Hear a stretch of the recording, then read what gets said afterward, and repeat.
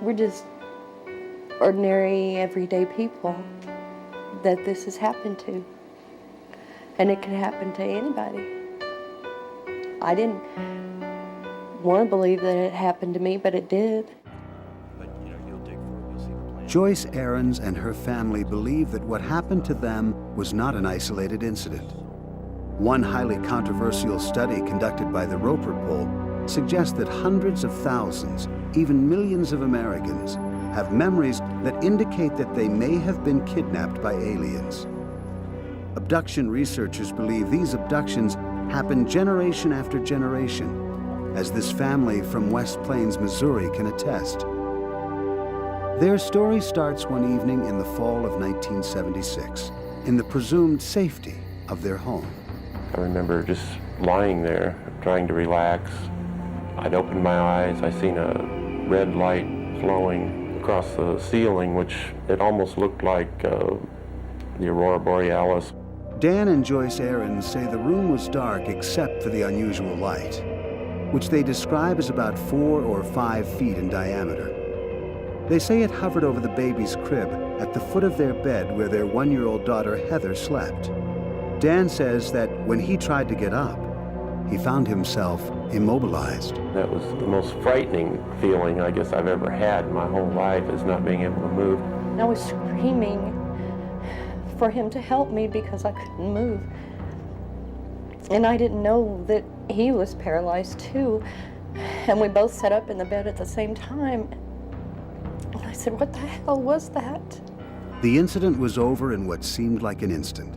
The baby was standing up in her crib looking dazed but unharmed. Dan and Joyce thought they had just shared a scary dream. That is until 1992, 16 years later. Dan, a computer technician, was working at his keyboard when suddenly he was seized by panic. I immediately thought I was having a heart attack because I started sweating real bad. My ears were ringing. It was a real tight feeling in my head. Dan was rushed to the emergency room where doctors ran tests and ordered x-rays. When the results were in, they concluded that Dan had suffered an anxiety attack and sent him home, but the symptoms persisted. To see him like that was devastating. He couldn't leave the house. He was so scared. After 6 weeks of constant fear, Dan sat down in front of the TV trying to relax. He turned on a movie that happened to be about alien abductions. Dan experienced a sudden revelation. There was one part in that movie that this little creature, whatever, was kind of peeking out from around the door, and it was in the dark and the shadows, you know, and everything. And I immediately just, my heart started racing, and I just kind of completely went out of it again. Dan wondered, was his anxiety somehow related to the subject of the movie? He later chanced upon another television show about alien abductions and watched an interview with therapist John Carpenter, the National Director of Abduction Research for the Mutual UFO Network. Dan immediately contacted Carpenter for help. He suffered from a panic disorder at that point in time, and he had flashbacks and nightmarish images of these beings, but didn't understand what was going on and needed some relief. Dan agreed to an on-camera hypnosis session with Carpenter, during which he revisited that memorable night in 1976, the night he saw the red light over the baby's crib. This time, under hypnosis, he remembers more. He recalls cowering in the corner of his bed as he watched alien beings take his daughter Heather from her crib. He went to the crib. He went to the crib. Picked her up. Uh-huh. I can't move. You can't move. You don't have any control over what's happening to you. No.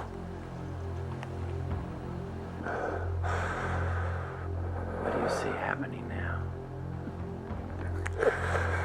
He took her.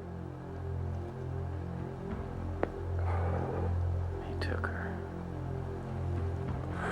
Under separate hypnosis, Dan's wife Joyce recalled the same sequence of events. They both say little beings marched them outside, and together the family was floated onto a spaceship. I never wanted it to happen to my children. I didn't realize until later that it had. But when they took her, I couldn't do anything. Heather, now 22 and married, remembers a series of abductions beginning in childhood, when she was forced to play telepathic games with the aliens. How do you play the game? If I pick up that one, he'll let me go.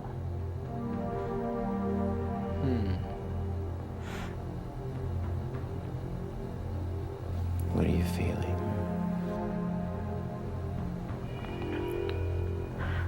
I want to go home.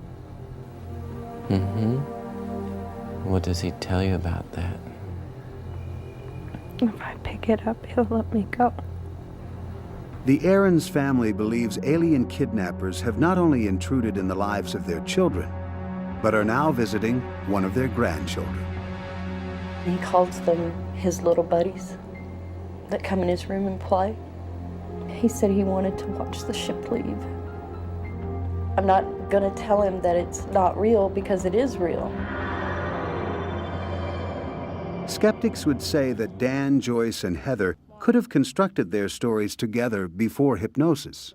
But then they'd have to know how to answer the trick questions and the leading suggestions, which I provide. Plus, there are many details they wouldn't know about that we would be looking for as markers for truthfulness and reliability with other abduction data.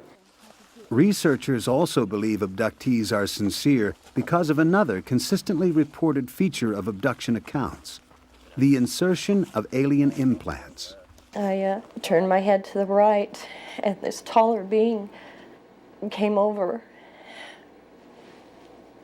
And he kept telling me that it would be okay, that they wouldn't hurt me. And then they took this very long needle, and they put it up my right nostril.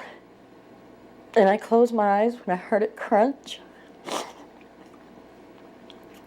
And then I became very calm. With the help of hypnosis, Dan's anxiety subsided and he returned to work. But what once seemed out of this world has now become a part of his life. If this is some sort of mental thing that's happening to people, then why aren't they out? Why aren't the scientists or the doctors or whatever trying to find a cure